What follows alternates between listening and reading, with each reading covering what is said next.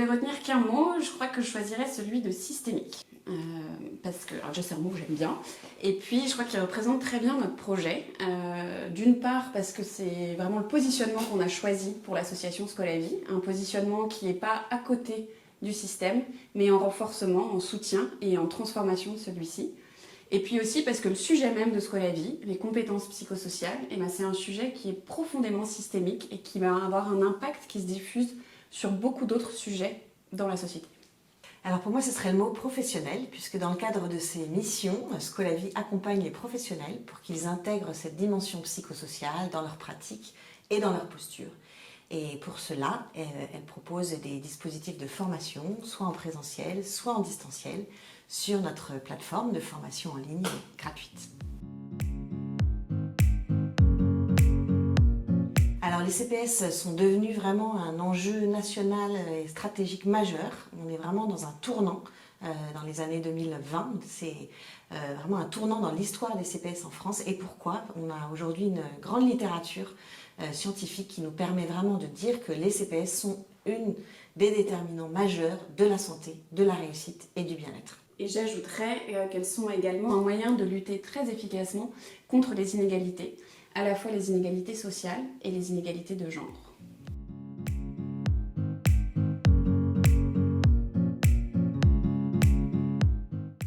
Alors je lui dirais avant tout d'oser, peut-être que ça va lui demander d'oser sortir de sa zone de confiance parce qu'effectivement c'est quelque chose qui est assez nouveau, on est dans un changement de paradigme aujourd'hui. Il s'agit évidemment de transmettre des connaissances, mais il s'agit aussi de transmettre autre chose et toutes ces compétences adaptatives qui sont transversales. Et puis voilà, d'oser sortir de cette zone de confort et d'être convaincu qu'il ne va pas perdre du temps.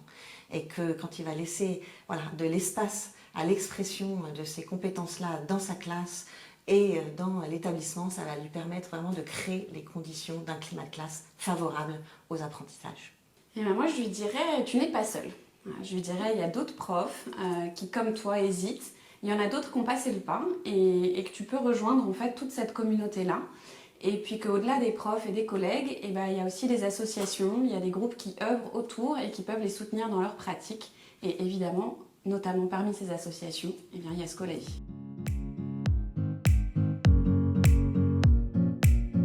Dans le cadre de Scolavie, je dirais qu'on développe énormément cette capacité à développer, à atteindre nos buts, à faire des choix responsables et à essayer de trouver des solutions créatives.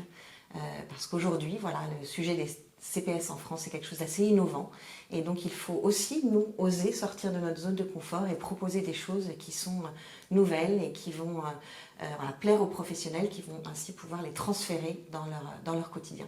Alors je crois que chez Scolavie, il y a une autre compétence qu'on travaille assez quotidiennement, c'est celle de savoir penser de façon critique. De jamais prendre les choses pour acquises, de les challenger. On a souvent aussi un flux d'infos qui vient de toutes parts, parmi lesquelles il faut faire le tri. Et donc ça c'est vraiment une compétence qu'on travaille de façon récurrente dans ce qu'on fait avec Laure chez Scolavie.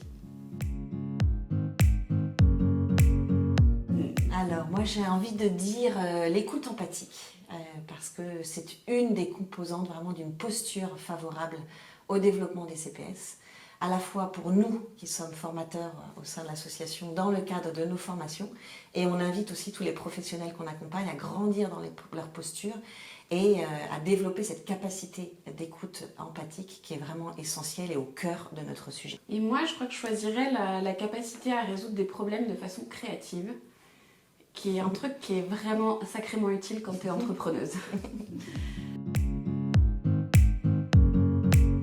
Alors là, tout de suite, j'aurais envie de dire de notre équipe, qui est vraiment riche de ses différences et de ses complémentarités. Et aujourd'hui, dans une aventure qui grandit bien, et avec une équipe qui s'élargit aussi, je pense qu'on arrive vraiment à vivre au quotidien en accord avec nos valeurs. Puisque l'équipe est prise, moi je partagerais la fierté de nos partenaires, les partenaires opérationnels et les partenaires financiers de l'association Scolavie, à qui on tire notre chapeau, parce que Scolavie c'est un projet complètement entrepreneurial qu'on a monté il y a 4 ans avec Laure, avec nos 4 petits bras. Et donc, c'est-à-dire que c'est des personnes, on parlait de la capacité à penser de façon critique, c'est des personnes qui ont peut-être mis ça très en action, qui nous ont fait confiance et qui ont sauté dans le vide avec nous.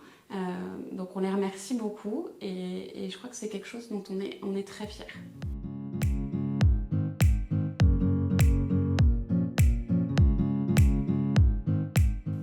Alors moi je dirais, je crois, la roue des pauses. Et c'est aussi un outil d'ailleurs qui est vraiment très aimé et apprécié des professionnels quand on le propose en formation.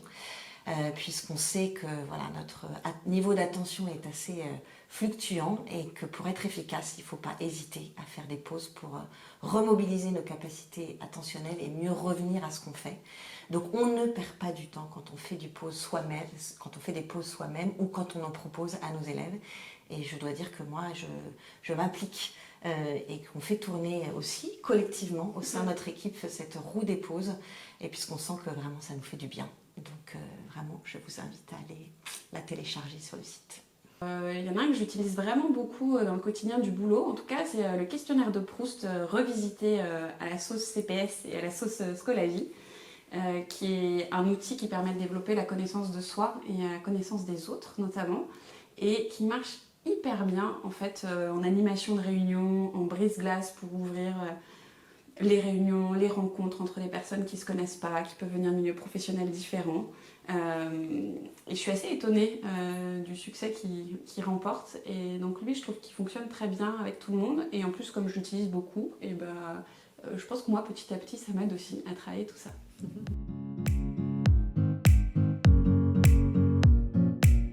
Alors là, on avait envie de partager des anecdotes peut-être un peu plus personnelles et de voir aussi combien, quand on travaille sur le développement de ses propres compétences, eh bien, on va aussi aider les jeunes qui nous accompagnent à les développer.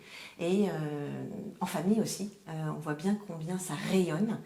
Et donc, j'ai une anecdote que je raconte souvent en formation d'ailleurs, c'est une de mes grandes filles, qui est maintenant une jeune adulte, mais qui à l'époque était adolescente et qui commence à rentrer dans mon bureau en disant « Maman !» Et là, je la vois qui s'arrête et qui me dit « Maman, je reviens ». Et là, elle s'en va 1 ou 2 minutes. J'ai su plus tard qu'elle était allée faire une dizaine de respirations. Elle est revenue de manière beaucoup plus apaisée, sereine. Eh bien, elle a pu expliquer son problème et on a pu avoir un échange surtout très constructif. Alors là, je me dis, évidemment, j'avais qu'une envie de lui dire « T'as vu comme ça marche bien ?» Mais je ne lui ai rien dit et voilà, on est dans une pratique intégrée du développement des CPS. Elle a réussi à réguler un petit peu ses émotions, maîtriser ses impulsions et on a réussi à avoir une très belle discussion.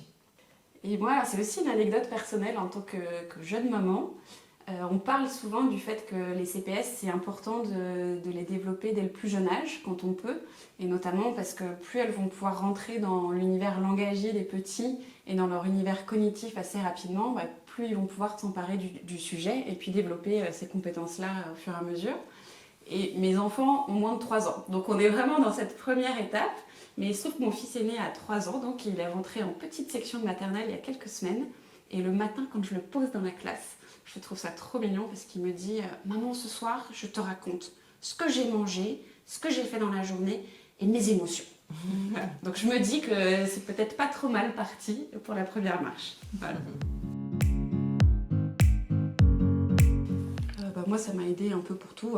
Je pense que ça aide, on en a parlé, pour la connaissance de soi, pour la gestion des émotions, pour se structurer des relations positives autour de soi, pour affiner sa capacité à développer la résilience. Donc ouais, je pense vraiment pour tout, dans la vie personnelle comme dans la vie professionnelle. Alors, ça va être dur de rajouter quelque chose après ça, parce que c'est vrai que c'est voilà, quelque chose qui nous fait grandir et peut-être ce que je pourrais ajouter, même si je partage complètement le message de Vanessa, c'est qu'on n'a jamais cessé d'apprendre et on n'a jamais cessé de développer ses compétences. C'est un chemin de vie et qu'on en est tous voilà, à un endroit différent sur ce chemin, mais en tout cas on avance. Et que ces compétences-là, elles peuvent se développer, se cultiver au quotidien, qu'il n'est jamais trop tôt, il n'est jamais trop tard. Alors allez-y.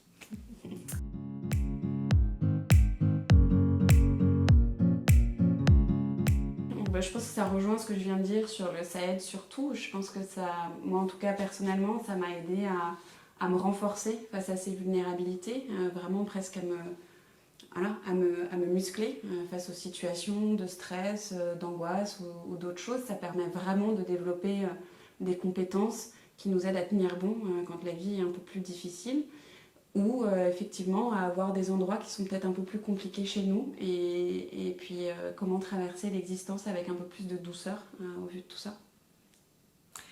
Oui, bah écoutez, encore une fois, je suis tout à fait d'accord avec ma moitié, c'est quand même assez étonnant.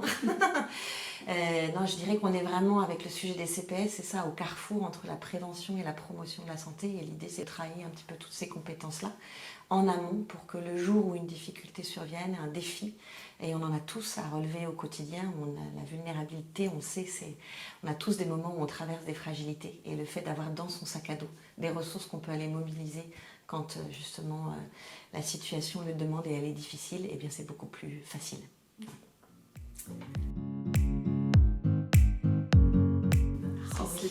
Alors ça, C'est laquelle? C'est mon activité préférée, moi, c'est d'offrir des forces aux autres. Alors Charlotte, du coup, je peux t'ouvrir une force. Alors ça a été encore plus dur de choisir une force, il y a déjà eu plein d'autres choix à faire aujourd'hui. Mais donc ce soir, il faut que j'en choisisse une. Et donc je t'offre la force de l'ouverture d'esprit. Parce que je trouve que tu as une capacité à t'ouvrir aux autres façons de penser, de faire et d'être qui est assez exceptionnelle, qui est très agréable à vivre au quotidien. Donc je te dis merci pour ça et je t'offre avec grand plaisir cette force. Je la prends et je la reçois. Merci beaucoup, comme un cadeau. Alors moi aussi, c'est très frustrant parce qu'il y en a beaucoup qui me viennent à l'esprit, mais s'il fallait en choisir une ce soir, j'aurais envie de dire la force du leadership. Voilà. Je pense qu'avec Vanessa, dans cette aventure qu'on a montée il y a 4 ans, et bien si elle n'était pas là, je ne sais pas si on en serait là aujourd'hui. Et que c'est vrai qu'elle a voilà, cette force de la conviction, de l'optimisme, et qu'au sein de l'équipe, elle s'assure avec détermination et beaucoup d'attention à ce que chacun soit bien à sa place et qu'on ait les meilleurs outils pour travailler ensemble dans la même direction.